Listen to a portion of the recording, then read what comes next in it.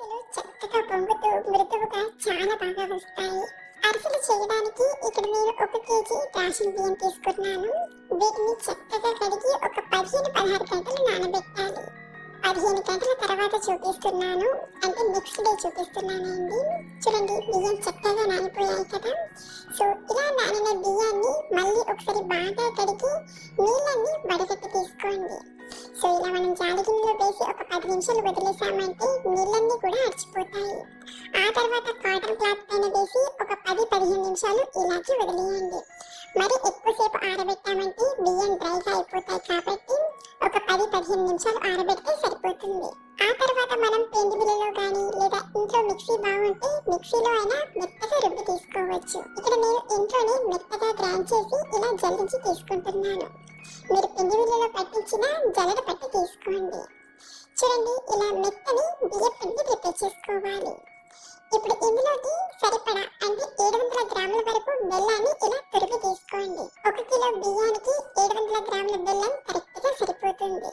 ఇప్పుడు ఈ బెల్లాన్ని ఒక గిన్నెలోకి తీసుకొని ఇందులోకి ఒక చిన్న అంటే 20 ml వాటర్ ని తీసుకోండి.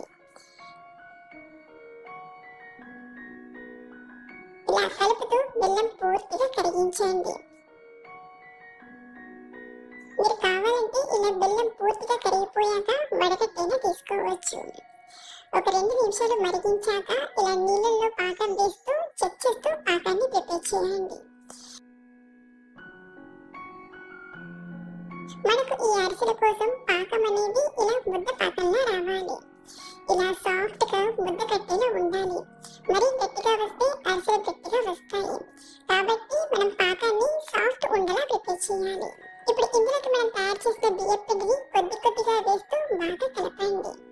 స్టవ్ ఆఫ్ చేసి ఇలా పిండిని వేస్తూ చక్కగా కలపండి. ఎప్పుడైనా సరే మనం అరిసెల కోసం పిండిని ప్రిపేర్ చేసేటప్పుడు కొంచెం పిండిని ఎక్కువగానే తయారు చేసుకోవాలి. ఇక్కడ నేను చూపించిన క్వాంటిటీ అయితే కరెక్ట్ గా సరిపోయిందండి. చివరిగా ఒక 1/2 టీ స్పూన్ యాలకుల పొడిని అలాగే 1-2 టేబుల్ స్పూన్ల నెయ్యిని వేసి బాగా కలపండి. ఇప్పుడు కొంచెం పల్చగా అనిపించినా ఇది ఎలా అయితే చల్లారుతుందో అలా కాస్త గట్టిపడుతుంది. సో ఇలా పిండి ముద్దలు లేకుండా బాగా కలిపాక ఇప్పుడు కాస్త గోరువెచ్చగా అయ్యేంత వరకు పక్కన ఉంచండి. గోరువెచ్చగా అయ్యాక చూపిస్తున్నాను. చూడండి, పర్ఫెక్ట్ గా వచ్చింది కదా. ఇప్పుడు ఏదైనా బటర్ పేపర్ కి కానీ లేదా ఏదైనా ఆయిల్ పేపర్ కి కానీ కొద్దిగా నెయ్యిని కానీ ఆయిల్ కానీ అప్లై చేస్తూ ఇలా అరిసెలా వత్తి తీసుకోవాలి. మరీ మందంగా కాకుండా మరీ పల్చగా కాకుండా ఇలా చేసి మీడియంగా వేడవుతున్న ఆయిల్లో వేసి బాగా ఫ్రై చేయండి. ఇలా 2 పక్కల తిప్పుతూ ఫ్రై చేసామంటే చక్కగా పొంగుతుంది. ఇలా బాగా కాల్చాక ఇలా చిల్లుల గంటలోకి తీసుకొని ఎక్స్ట్రా ఆయిల్ ని ఇలా ఒత్తి తీసుకోండి. ఇలాగే పిండి మొత్తం కూడా అరిసెల్లా ఒత్తుతూ ఆయిల్లో ఫ్రై చేసి తీసుకోవడమే.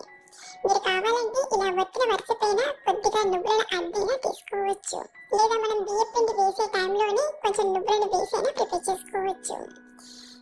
చాలా ఈజీగా మీరు కూడా ఈ స్టెప్ తో చేశారంటే అరిసెలు చక్కగా పొంగుతూ చాలా బాగా వస్తాయి.